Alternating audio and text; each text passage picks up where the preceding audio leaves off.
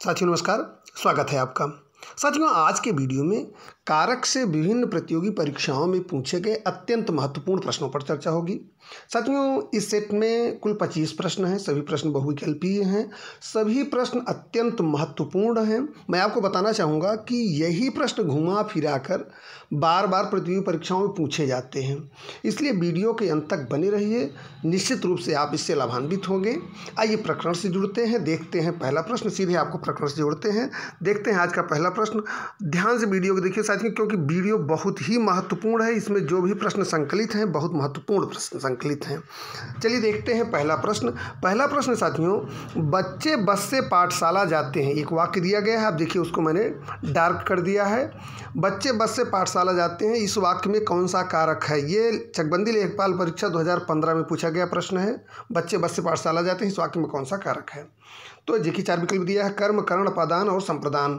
तो सही उत्तर इसका क्या है? सही उत्तर इसका साथियों विकल्प संख्या 2 करण कारक है। आप अवगत हैं, जिसकी सहायता से कर्ता कुछ कार्य करता है उसे करण कारक कहते हैं। और इसकी विभक्ति क्या है? इसका विभक्ति चिन्ह से है। चलिए देखते हैं दूसरा प्रश्न। दूसरा प्रश्न है साथियों, पेड़ से पत्ते गिरे वाक्य में कौन सा कारक है? पेड़ से पत्ते गिरे वाक्य में कौन सा कारक है? ये बिहार पुलिस भर्ती परीक्षा 2010 में पूछा गया प्रश्न है। इसमें देखिए 4 विकल्प दिया है, संबंध, अधिकरण, संप्रदान और अपादान। तो इसका सही उत्तर क्या है? इसका सही उत्तर है साथियों विकल्प संख्या 4 अपादान कारक। पेड़ से पत्ते गिरे वाक्य में अपादान कारक है। अपादान कारक का जानते हैं कि अपादान कारक का भी विभक्ति चिन्ह क्या होता है? से होता है। से अलग होने के लिए, यानी उसमें अलग होने का भाव होता है। पेड़ से पत्ता अलग हो रहा है, इसलिए यहाँ अपादान कारक होगा। चलिए देखते हैं प्रश्न संख्या 3। प्रश्न संख्या 3 है साथियों, कर्म कारक के लिए प्रयुक्त होने वाला चिन्ह है। ये बिहार टीईटी परीक्षा 2011 में पूछा गया प्रश्न है। कर्म कारक के लिए कौन सा चिन्ह प्रयुक्त होता है? कर्ता ने कर्म को, ठीक है। तो सही उत्तर है विकल्प संख्या 4 को। कर्म कारक के लिए प्रयुक्त होने वाला चिन्ह है को। चलिए देखते हैं अगला प्रश्न। प्रश्न संख्या 4 प्रश्न संख्या 4 है साथियों, किस वाक्य में अपादान कारक है? ये टीजीटी परीक्षा में पूछा गया प्रश्न है। किस वाक्य में अपादान कारक है? इसको ध्यान से देखिए। राम ने रावण को तीर से मारा, मदन से अब सहा नहीं जाता, हिमालय से गंगा निकलती हैं और चाकू से फल काटो। तो अपादान कारक का विभक्ति चिन्ह से है। अपादान कारक में क्या होता है? वो पृथक होने का भाव होता है, अलग होने का भाव होता है।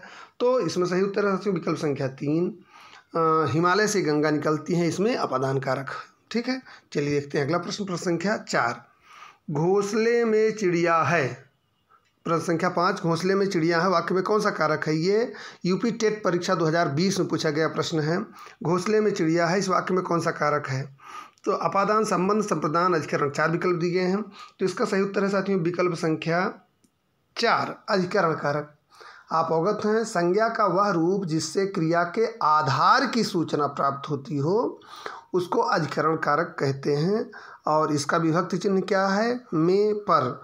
तो चिड़िया कहाँ है? घोंसले में है।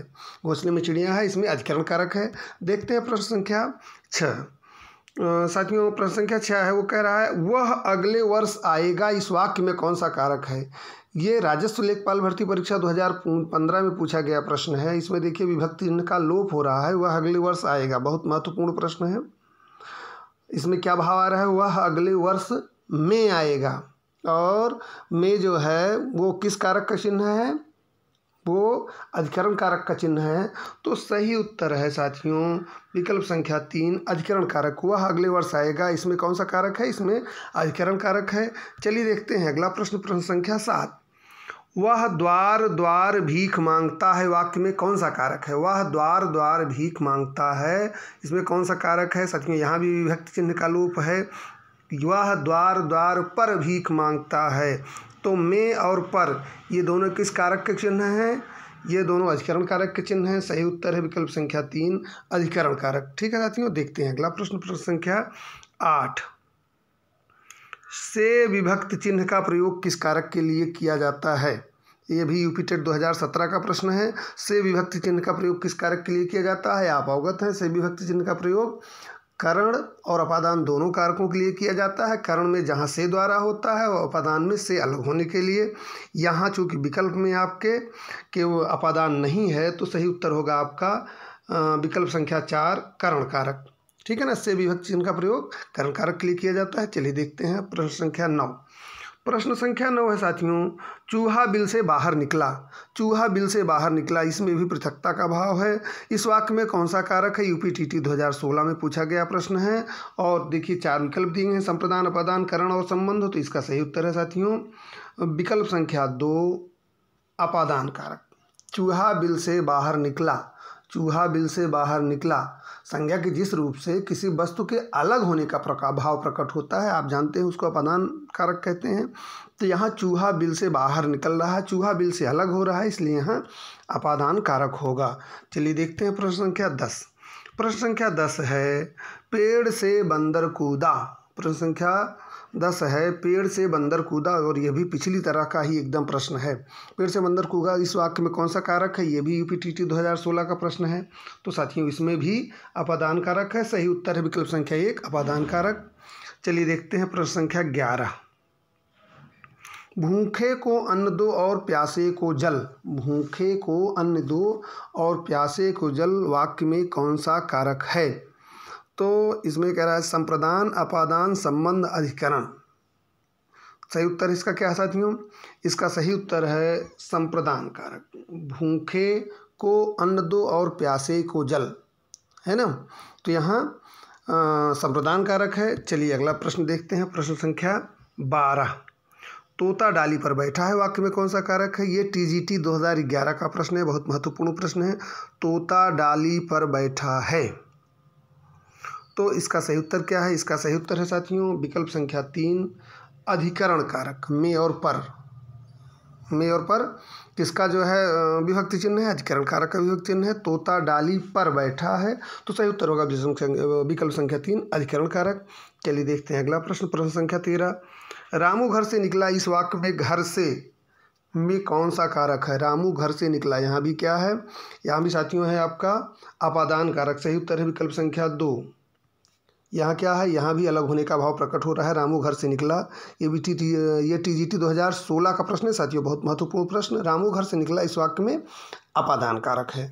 चलिए देखते हैं प्रश्न संख्या 14। को से किस कारक चिन्ह का बोध होता है? यह यूपीटेट 2014 का प्रश्न है। को से किस कारक चिन्ह का बोध होता है? कर्ता ने कर्म को। सही उत्तर विकल्प संख्या 1 कर्म।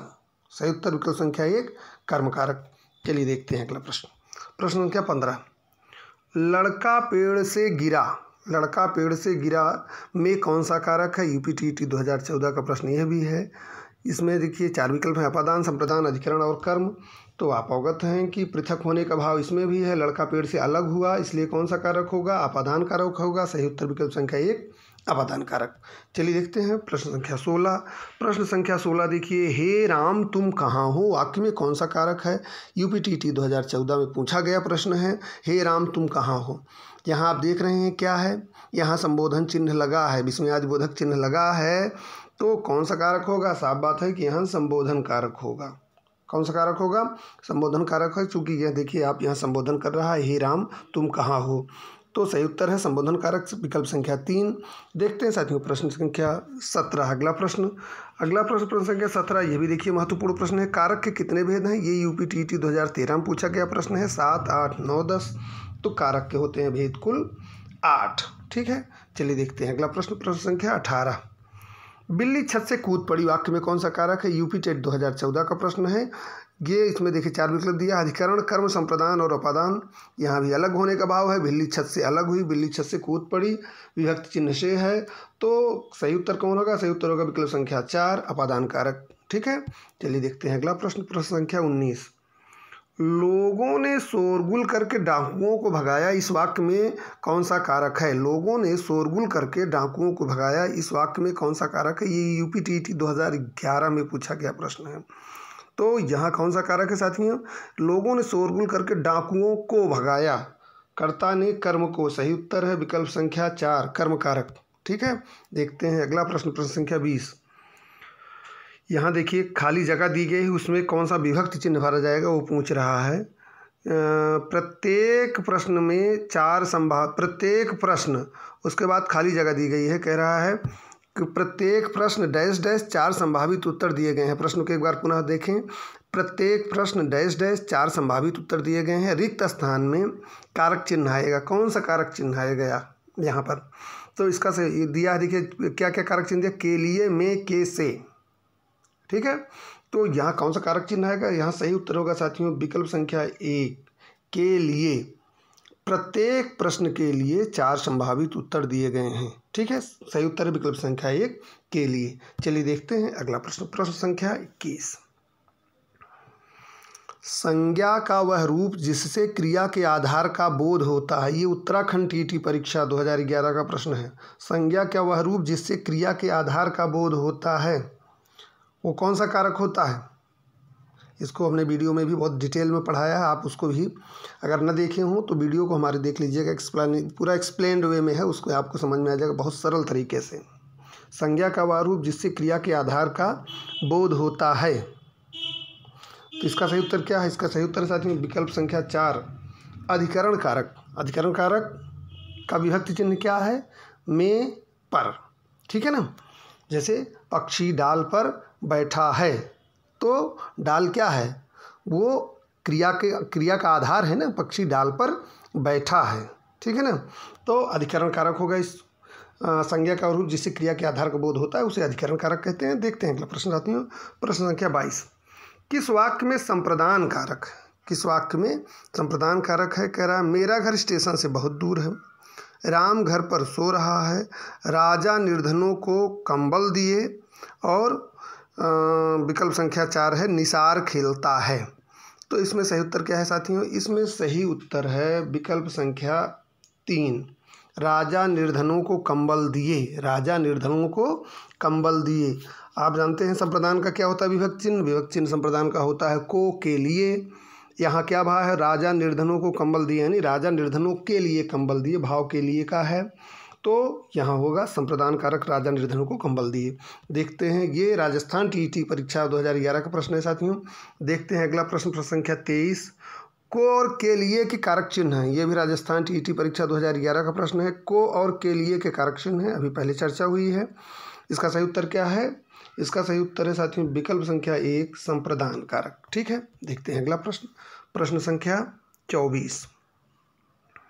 कारक का अर्थ है। ये भी राजस्थान टेट परीक्षा 2012 में पूछा गया प्रश्न है। कारक का अर्थ है कार्यकर्ता, क्रिया को करने वाला, कार वाला और कारखाने वाला। तो सही उत्तर इसका साथियों क्रिया को करने वाला।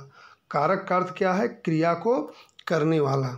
चलिए देखते हैं अगला प्रश्न। इस वीडियो का अंतिम प्रश्न बहुत महत्वपूर्ण प्रश्न है, ध्यान से देख लीजिए। ये हरियाणा टीटी परीक्षा 2014 का पूछा गया प्रश्न है।